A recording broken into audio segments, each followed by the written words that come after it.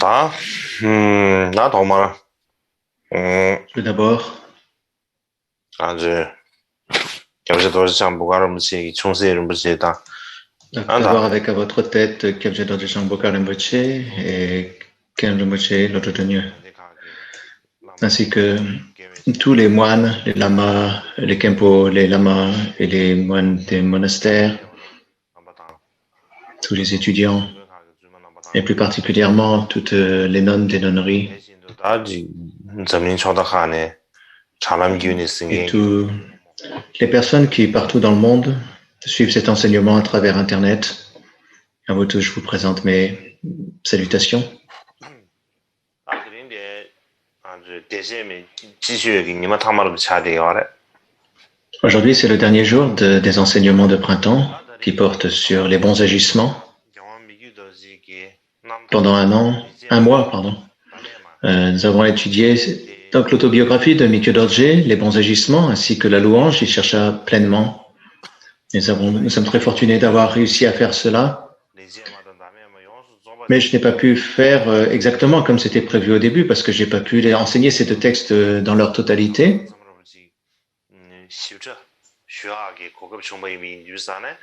Mais comme j'ai pu, d'une certaine mesure, aller dans un certain degré de profondeur, je suis satisfait, j'en suis content.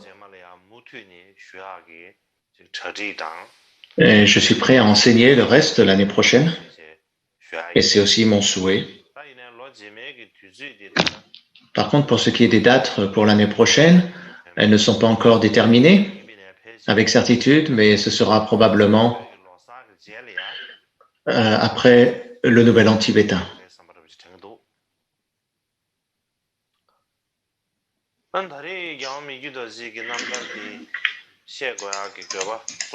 Le but principal d'enseigner la libération ou l'histoire de la vie libératrice de Mikyo Dorje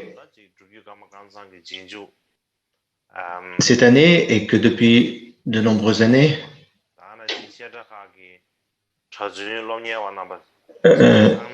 j'espère que toutes les personnes qui reçoivent cet enseignement, et en particulier les disciples laïcs et aussi les monastiques de la lignée Karma Kagyu, que les étudiants des Shedra, les moines et les nonnes, ont une meilleure compréhension et une plus grande familiarité maintenant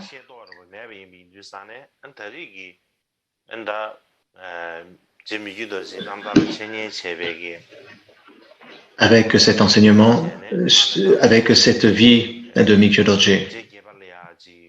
Que vous ayez acquis une connaissance que vous n'aviez pas avant, et non seulement avoir atteint une connaissance, mais que cette connaissance a fait développer de la foi. Et c'est ce que je souhaite. Et c'était l'objectif principal aussi. Que nous parlions de l'histoire de la vie libératrice d'un lama ou de la biographie d'une personne ordinaire,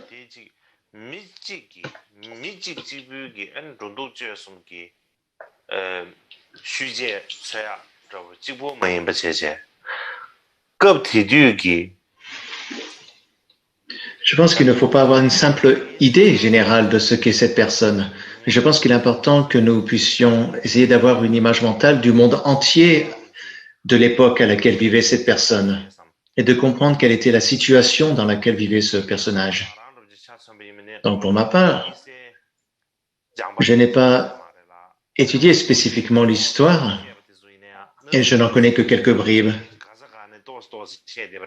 Parce que j'ai pris un peu d'informations ici et là, à droite à gauche, mais pourtant, ça fait déjà de plusieurs années que j'ai la grande fortune d'avoir lu de nombreux écrits du Mikyo Dorje, du Seigneur Mikyo Dorje, et de ce fait, je me sens très proche du monde dans lequel vivait Mikyo Dorje ou Mikyo Dorje a évolué.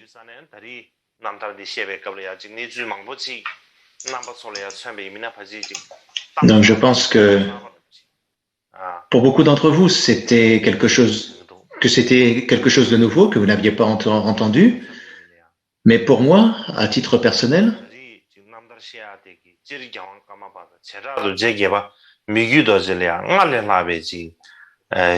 pour moi, je sens que cela a été très utile, beaucoup plus utile qu'avant, pour développer une foi encore plus forte plus grande envers les Galwang Karmapa, et plus particulièrement envers le 8e Karmapa. Plus particulièrement, j'ai pu voir toutes les situations dans lesquelles Mikyo Dorje s'est retrouvé dans sa vie, et pour moi, ça a un lien particulier. Ça m'est très proche, je me sens très proche de lui.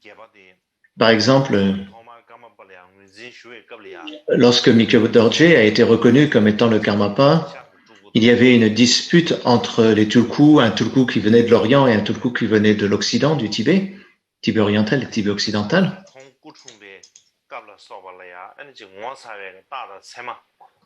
Et en dépit de tous les signes et les présages auspicieux et de bon augure qui ont accompagné sa naissance, certaines personnes doutaient qu'il soit le Karmapa.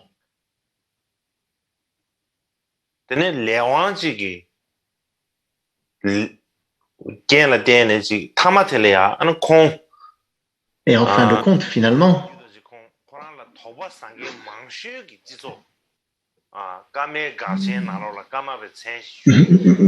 même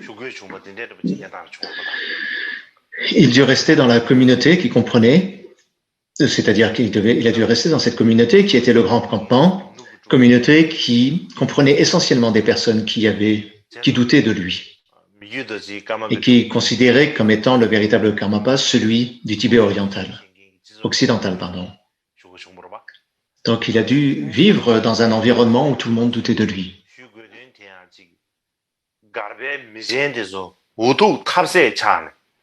Et son intronisation fut une sorte de dernier recours pour les dirigeants du Grand Campement. Ils ont dû se forcer à l'introniser.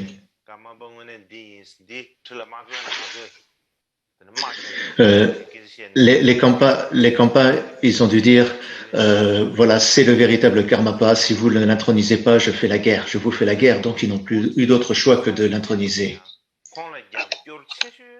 Donc ils ne l'ont pas fait avec le plaisir de le faire ou avec le désir de le faire. Puis après son intronisation, son plus grand soutien, c'était Gyaltsab Rinpoche, mais Gyaltsab Rinpoche est décédé lors d'un meurtre présumé par empoisonnement. Il est mort subitement, juste après ce que le 8e Karmapa fut intronisé. Et à cette époque, il existait de nombreux gourous authentiques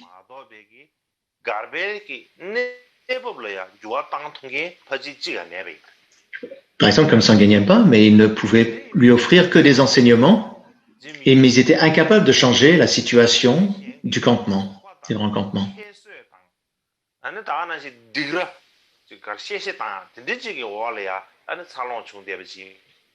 Donc il a grandi dans un environnement où on le critiquait, où on doutait de sa véracité, etc. Donc il a dû vivre dans la suspicion, le dénigrement et les menaces des autres.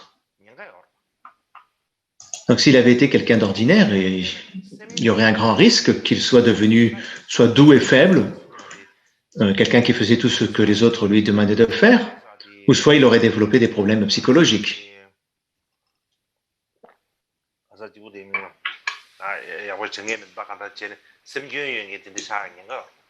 Et des problèmes psychologiques, ça synthétise, j'ai oublié quels sont les termes exacts, mais pourtant, dans un tel environnement et dans une telle situation de vie, dans un tel environnement de vie, il est resté aussi ferme qu'une montagne. Dans sa capacité à se défendre, dans sa détermination.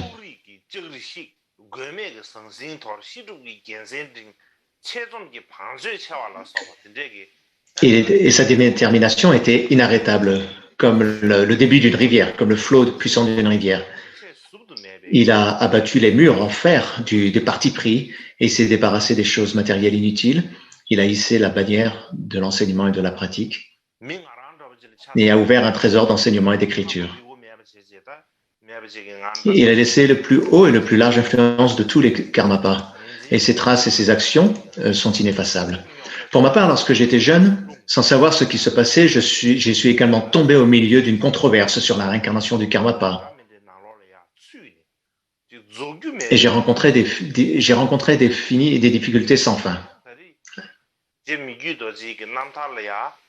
Donc, 나랑긴 거는 지 롭좀 쉬아당 아니지 ma propre étude de la biographie de Karmapa, Mikyo Dorje, 쉽죠 제야 고급 정보될 때는 알아는 라인이네 미세기 si vous me demandez ce que j'ai appris en enseignant et en étudiant cette vie libératrice de Karmapa Mikyo Dorje, c'est que grâce à l'exemple de la vie de Mikyo Dorje,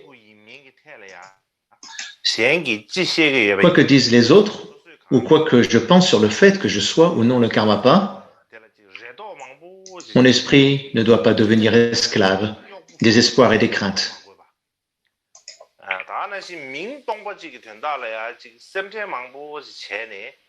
Au lieu de cela, je mets de côté toute inquiétude concernant ou tout souci concernant un titre vide et j'essaye de susciter des motivations pures dans mon cœur. Et si je fais tout ce que je peux pour assumer ou pour accomplir ne serait-ce qu'un petit peu du fardeau du bouddhisme et pour aider un petit peu les êtres sensibles, alors je ne me tromperai pas de chemin. Donc je pense que cela me donne la preuve et j'ai donc le sentiment que cette histoire de la vie libératrice de Mikyo Dorje m'est utile. J'ai donc le sentiment que ces histoires de vie libératrice des maîtres du passé me montrent clairement une voie à suivre pour cette vie. Pour moi, je vous ai pas simplement enseigné à vous, j'ai pas simplement donné à vous cet enseignement, mais c'est aussi un enseignement que je me suis donné à moi pour le mettre en pratique et ça a développé aussi ma motivation. C'est pour ça que je pense que je suis très fortuné et je le pense du fond du cœur. Ensuite, je vais continuer sur le sujet du style Garji. Donc les deux fondateurs de ce style, je vous ai dit, étaient deux. Donc il y avait Namkatashi et Yarto Tulkupende. De nos jours, il est admis que Tulkupende, que Epa Tulkupende, était le professeur d'art de Namkatashi, mais il n'est pas certain qu'il soit le fondateur de ce style de peinture. Ce n'est pas clair. Cependant, lorsque nous lisons La lumière du grand soleil, composée par le moine Rinchen Drumsho, les histoires de libération des Karmapas et de leurs fils de cœur et des autres histoires très pertinentes, alors nous pouvons avoir une image claire par rapport à ce style d'écriture du Karmegatri. Et aussi, quand on est l'extrait de la vie de Situ Chökyi Gelsen qui se trouve dans la guirlande d'or des biographies Kagyu, composée par Situ Penchen et Solmang Tashi Kunkyep, il est dit dans cette compilation des biographies, il dit qu'il a fallu 9 ans pour construire chaque étage du temple principal de Yarmoche qui comptait 150 colonnes et un foyer de 8 colonnes.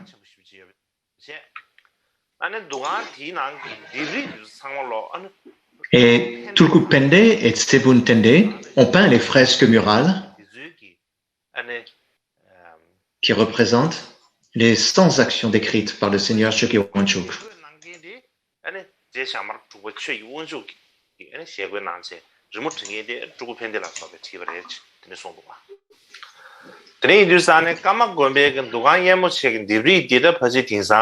Donc ces peintures murales de Yarmoche ne sont peut-être plus visibles de nos jours, mais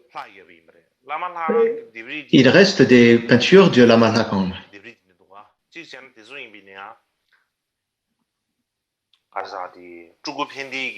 Et je pense que ce sont aussi des peintures de Tulkupende.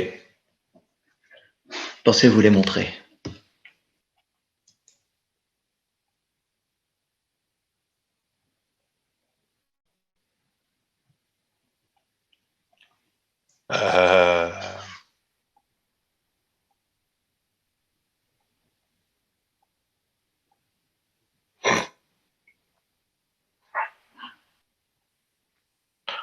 Also,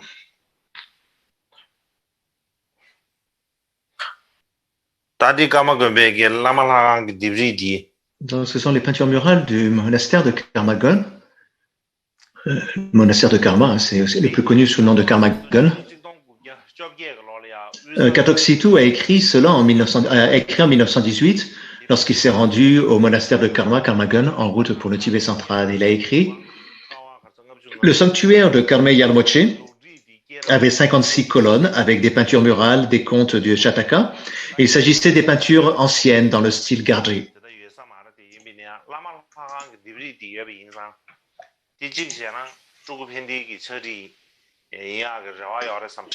Et je pense qu'il y a forte chance qu'elle soit peinte par Tulku Pende. Et aussi, en extrait de l'histoire de la libération du 9e Karmapa par Gersab Darpachandrup. Gersab Darpachandrup écrit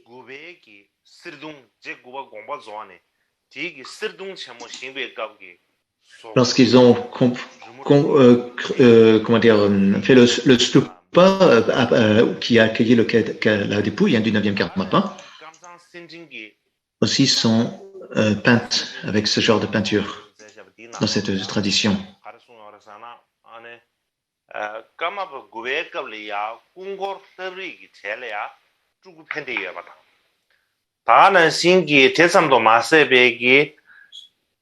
Et à l'époque du précédent Karmapa, il n'y avait pas de maître artiste. Alors l'artiste qualifié de l'entourage Tulku Pende et d'autres les critiquaient en disant il faudrait qu'à l'avenir que vous savez pas très bien dessiner. À l'avenir, il faudra être modeste.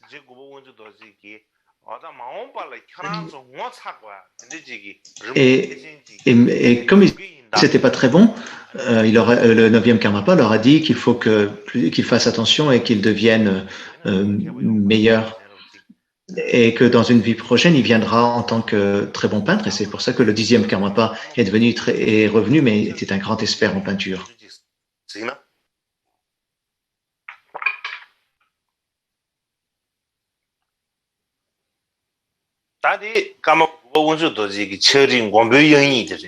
Donc ça, ce sont des lettres écrites par 9e Karmapa, Nkuladje. C'est des jolis dessins, mais ça ressemble plus à des dessins d'enfants, n'est-ce pas? Même si c'est joli d'une manière générale, au niveau, c'est pas par rapport à des grands peintres ou des grands érudits en peinture, c'était un peu des repas d'enfants, donc il n'était pas très bon pour les dessins, et Tulku Pende s'est un peu moqué de lui.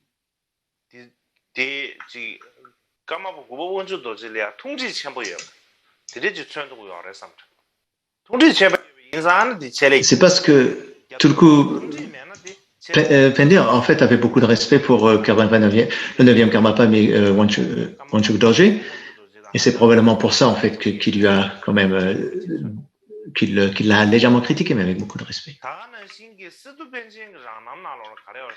Dans l'autobiographie de Situ Penshen, sur la couverture d'une peinture de Tulku Pende représentant les 8 fils proches ou les principaux disciples, les artistes de Kache qui ont été chargés d'en dessiner les contours ont fondé un atelier de peinture.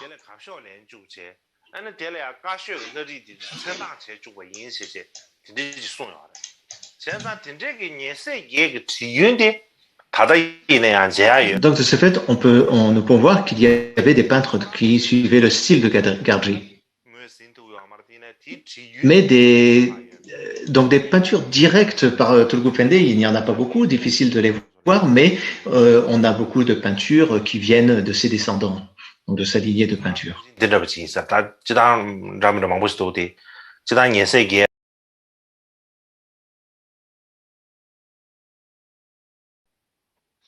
Voilà, so ta dre Hindustane ta kongi gyunzen te dale ya den chene ene yarde jugu pende di tomar ji koran minji gi gyunzen imela made ba chizu gadi gi ene Tulku Khoncho Pende et Yarte étaient à l'origine du style Mentri, c'est une chose, et plus tard il a été établi que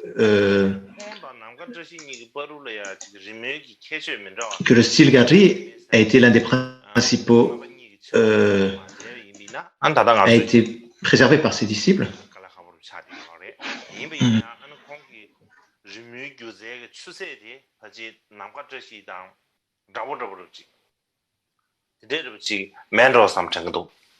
Et sans avoir vu leurs peintures, je ne peux pas dire quelle est la différence entre ces peintures et celles de Namkadashi, mais je pense qu'elles sont égales en termes de compétences techniques. Si on regarde comment Mikyo Dorje a identifié Namkadashi comme sa propre émanation, on constate qu'il était très compétent en matière de technique artistique.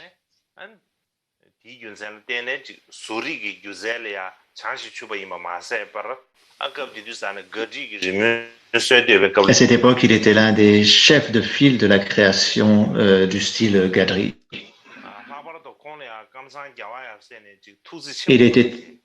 Il était très bien traité par les Karmapa et les fils de chœur du Karmapa, et il a travaillé sur de nombreux projets importants. Et Namkadashi donc a été nommé superviseur de tous les travaux. Donc, dans la biographie du 5e Chama Rinpoche, dans la guirlande d'or des biographies Kagyupa, il est dit, sur le chemin de Taklung à Pamokse, il y avait une copie où il y avait un dessin de Mentangpa de Sitang, des actes de l'enseignement du Bouddha. Et il a demandé à l'artiste Namkadashi d'en dessiner une semblable, et qu'il a fait à la perfection. Et les 2 actes du Bouddha et les qualités du Bouddha étaient écrites en lettres d'or sur les côtés de la peinture.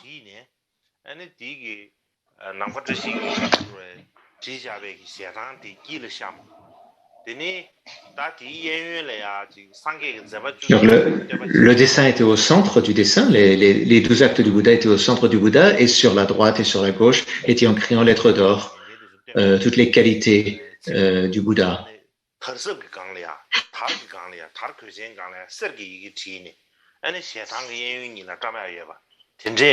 Bien sûr, c'était écrit sur le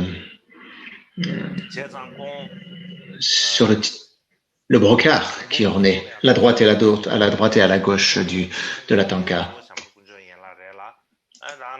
Celui qui a demandé ce dessin, c'était Shamar Kensho Yanlak. Et donc, comme il a beaucoup dessiné pour Shamar Rinpoche, je pense qu'ils étaient proches. Et aussi dans la biographie du 9e Karmapa, par Gersap Trapa Dondrup, une fois de plus, il s'est rendu en 1582, il s'est rendu dans le sanctuaire supérieur de Tsurpu, l'audio méditation Gersap Rinpoche à partir du 6e siècle.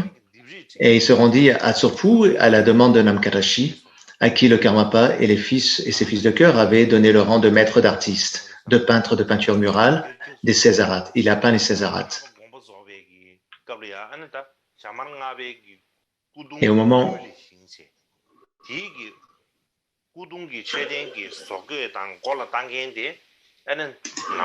et dans le même texte, il est dit que les matériaux et la conception du stupa qui accueillerait les reliques de Shamar Kensho Yelak en 1583 a été faite sous la direction de Namkadashi.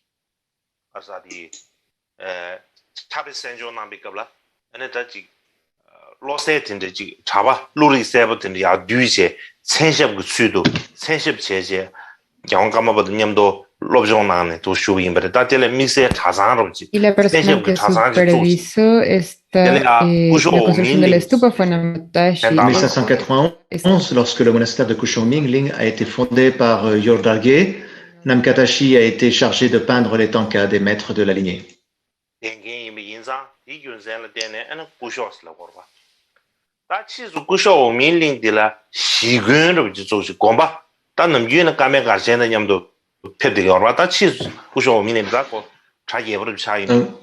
Kushomin est proche de Karmagun, et le nouveau monastère qui a été construit à côté de Karmagun en 1591 s'appelle Yongdargye.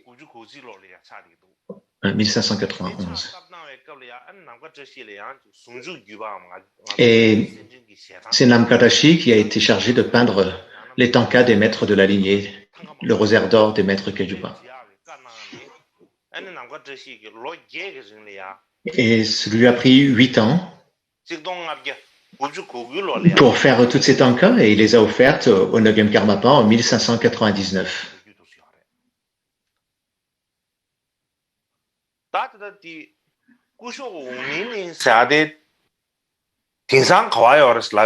Donc, où se trouve Omingling, Kusho Omingling? Et se trouve actuellement dans la ville de Tse, dans le district de Ringpung.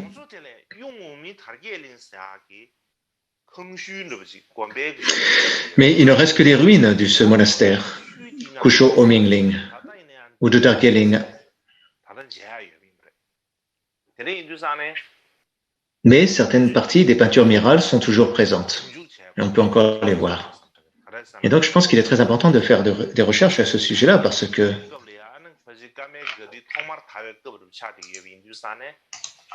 comme Namkatashi, c'était le premier à avoir fait ses premières peintures de Gadri, donc ce serait bien de connaître, de bien étudier son style de peinture.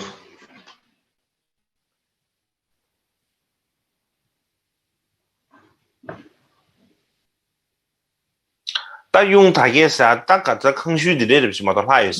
voilà les ruines de Yul Darjeeling.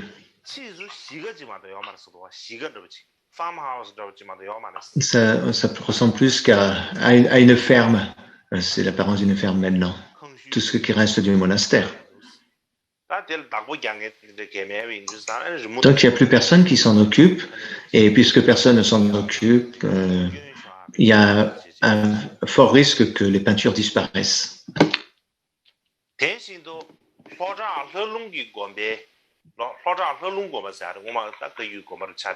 Donc, il y a un autre monastère qui s'appelle Halung Gompa, qui a ses peintures murales, qui date de l'époque du 9e Karmapa. Et c'est très clairement écrit qu'elles ont été dessinées à l'époque du 9e Karmapa.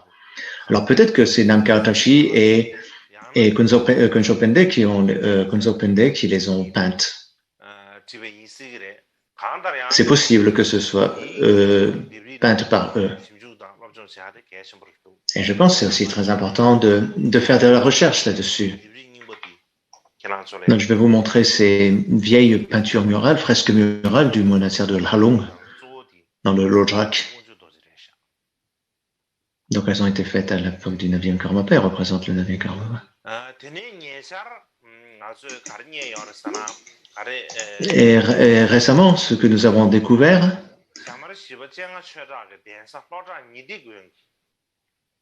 à l'époque du 4e Karmapa, à Lodran Nyanegon, qui est proche du Bhoutan, dans ce monastère, Lodran Nyanegon, il y a un monastère qui s'appelle Tashi Gelpeling, et il y a des très vieilles tankas du rosaire d'or Keljupa. Et on les retrouve listés dans la liste des lieux sacrés faite par Katoksitu. Et il est écrit que c'est le style de Gadri, et il explique aussi quel est le style de Brocard qui est apposé à côté.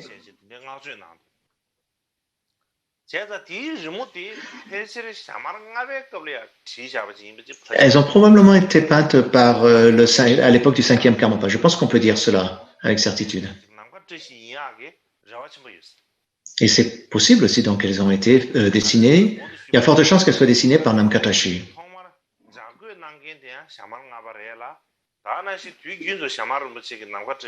Donc comme c'est lui qui les avait demandées et que ensuite Shamar Rinpoche a demandé à Namkatashi de faire toutes ces peintures, donc il y a beaucoup de chances que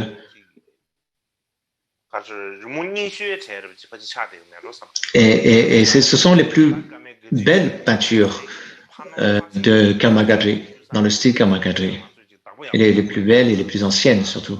Pardon, les plus anciennes, pas les plus belles, les plus anciennes que l'on peut trouver. Et je pense que c'est particulièrement important de faire de la recherche là-dessus et d'étudier ce sujet. Montrer des photos du...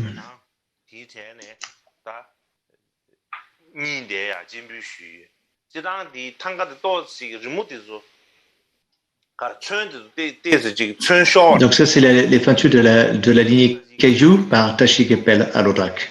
Tashi Gepel dans le Lodrak. Donc il y a quelques défauts, bien sûr, sur ces peintures.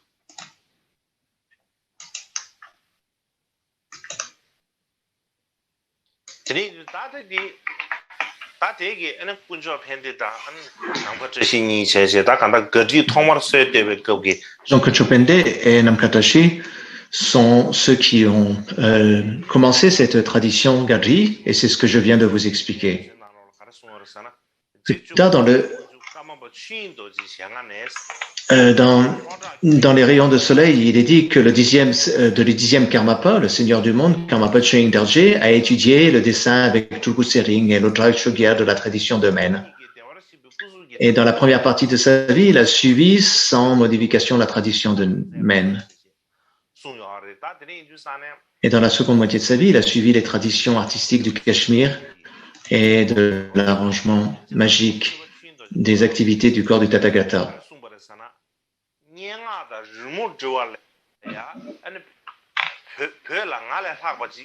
Et le dixième Karmapa, Chögying Dorje, était un poète et un peintre comme il n'a jamais existé au Tibet.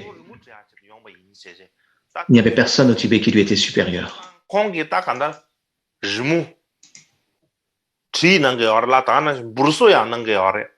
Donc il était à la fois un peintre, mais aussi un sculpteur.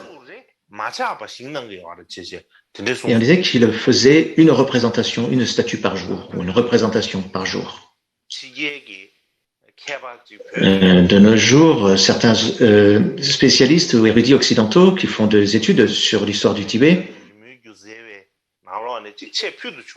disent que le dixième Karmapa, Chögying Dorje, était le plus grand des peintres et des artistes du Tibet. On peut voir beaucoup de ces peintures, mais aujourd'hui, pour vous créer une connexion,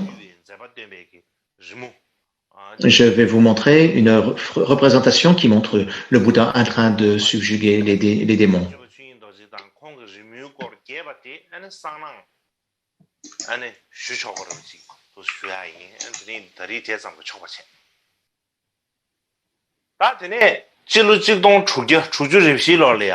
En 1661, il y a Gelong Rinchen Shuru, dont je vous ai déjà parlé. Il a écrit un texte qui s'appelle le soleil, comment dire, c'est un texte sur un manuel pour les instructions sur comment faire les peintures et les statues. Et c'est probablement le plus vieux des textes qui existent à ce sujet.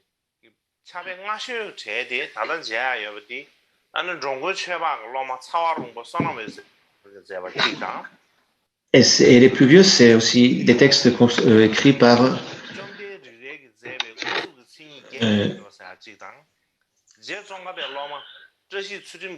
aussi, j'arrive pas à retenir tous les noms de ces artistes, mais il y en a un qui est un disciple de Tsongkhapa, etc.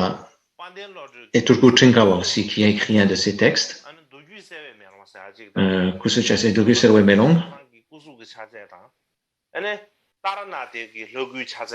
ainsi que par Taranatha et Götaksan Losawa.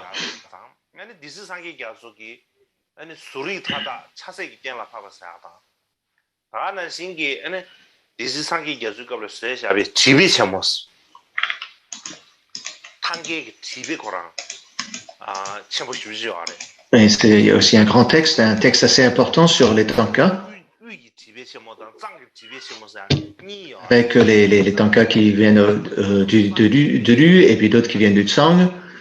Mais pour l'instant, on n'a plus que celui du U et plus celui du Tsang.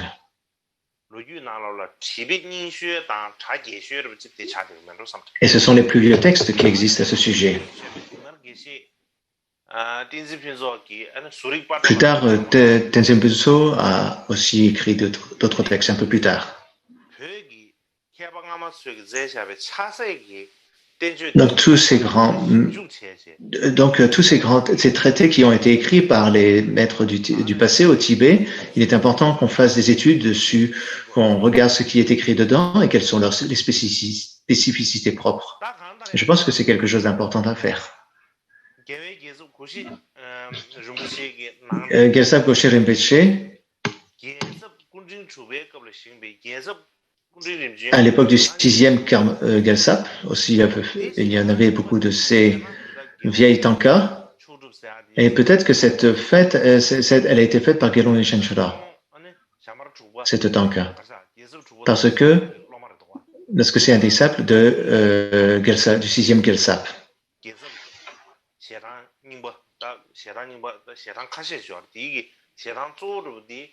Et cette principale, il y a beaucoup de vieilles tankas de Gyaltsab, mais celle-ci est la principale. Gyaltsab Norbu Zangpo, c'est une tanka de Gyaltsab Norbu Zangpo. Je pense que c'est Norbu Zangpo qui les a faites. Donc c'est une vieille tanka. Au XVIIe siècle,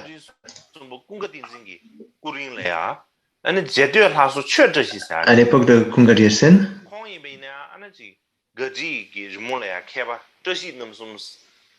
il y avait Tashi Namsung qui était un érudit dans le style qui était un grand artiste de la tradition de Gari et qui a aussi fait des dessins, des tankas. Et il a fait 48 tankas de la lignée Drukpa Kagyu. Et on peut tous encore les voir. Elles existent encore toutes.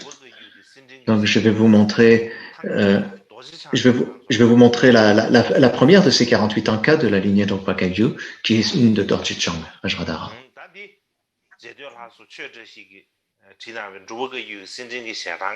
Donc dessiné par Che Trashi.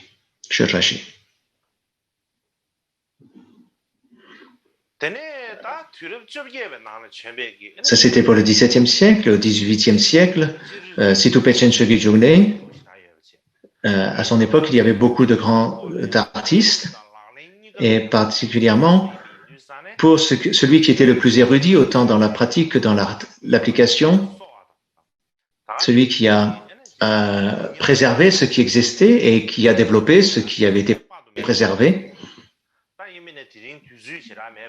Donc c'est Taisitu Chogi Jungne qui a fait tout cela, et aujourd'hui je n'ai pas le temps de tout vous expliquer en détail.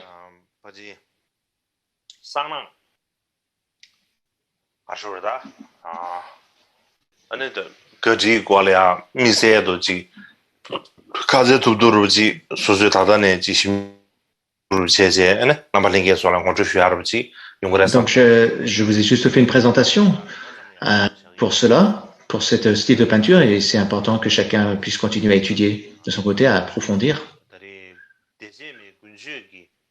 Voilà pour aujourd'hui. Toutes les personnes qui ont organisé cet enseignement sur les bons agissements, j'ai une lettre à vous lire.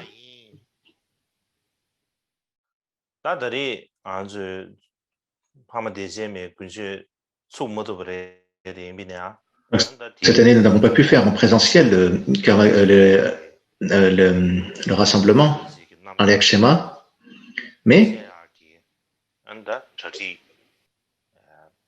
nous avons pu organiser cet enseignement de l'autobiographie de Mikyo Dorje, les bons agissements.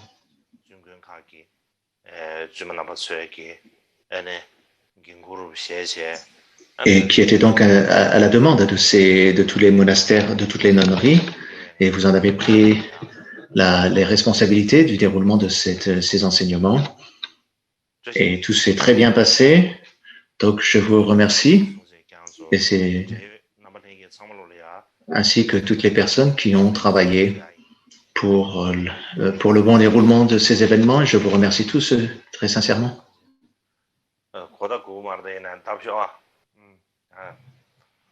Bon, vous pouvez applaudir, même si ce n'est pas nécessaire, mais vous pouvez applaudir.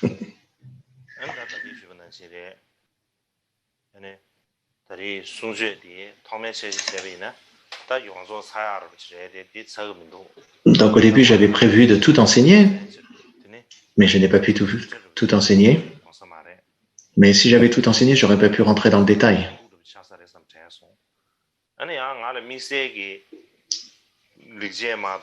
Donc pour moi, je n'ai pas aussi la lignée de la transmission orale, de la transmission par la lecture, des bons agissements et du cherche pleinement. Sinon, j'aurais pu vous donner la transmission par la lecture, mais comme je n'ai pas cette transmission, je ne peux pas vous la donner. Donc cette année, on s'arrêtera là pour cette année. On continuera cet enseignement l'année prochaine. De manière générale, pour ce qui me concerne,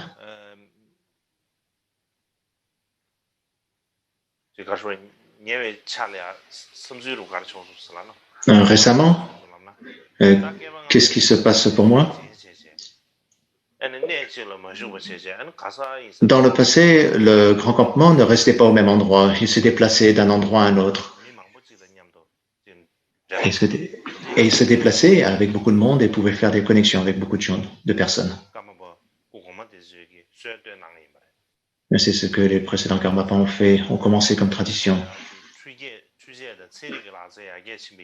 De nos jours, puisque la technologie s'est beaucoup développée, on n'a pas besoin de se déplacer physiquement et grâce à Internet, on peut créer des connexions avec tous les pays du monde en même temps. Donc le grand campement de nos jours, c'est le Dragi Garshen, c'est le grand campement de l'Internet, ou via Internet, un grand campement numérique. Donc il n'y a pas besoin de tentes, et il ne faut pas de chevaux, il ne faut pas tout d'animaux.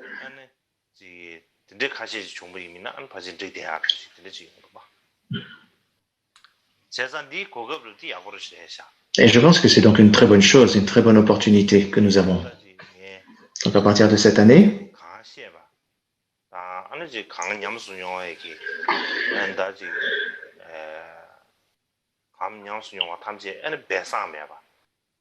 sans cacher ce que je sais ou dont j'ai fait l'expérience, j'ai pensé cette année, donc vous enseigner au maximum tout ce que je sais, tout ce que j'ai pu pratiquer par moi-même, sans cacher quoi que ce soit. Et comme je vous l'ai dit précédemment, j'espère que l'on pourra faire aussi encore un rassemblement de ce style pendant l'été. Mais les dates ne sont pas encore définies. Et lorsque l'on aura déposé les dates, une annonce sera faite.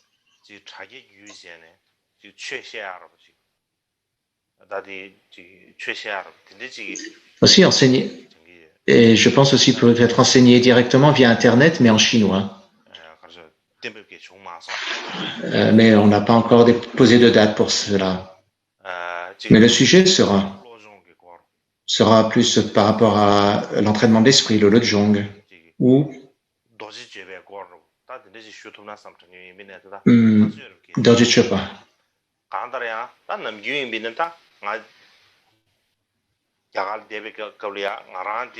J'ai plus le titre en français de ce texte. Donc je ne peux pas me déplacer, mais les Occidentaux aussi ne peuvent pas venir me voir. Et quand j'étais en Inde, l'Internet n'était pas aussi bon que maintenant, mais maintenant, les connexions Internet sont vraiment développées. Et donc, je pense continuer à vous enseigner à travers Internet. Donc, vous n'avez pas besoin de venir me voir directement, pas besoin de faire autant de dépenses pour venir me voir. Vous pouvez rester chez vous, tranquillement, à la maison, et écouter le Dharma. Donc, c'est très bien.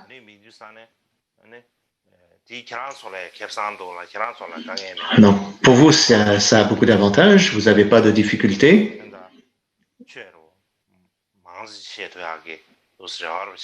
Donc, j'espère pouvoir donner beaucoup plus d'enseignements selon ce métier par Internet. Donc, j'ai pas beaucoup plus à vous dire. Et je suis un peu fatigué. Donc, si j'essaie de parler, mon esprit devient vide, mon cerveau se vide et je ne sais plus quoi dire. Donc, on va s'arrêter là. On va faire 20 minutes de pause, puis on se retrouve et l'on va réciter l'océan des champs de réalisation ensemble. Merci.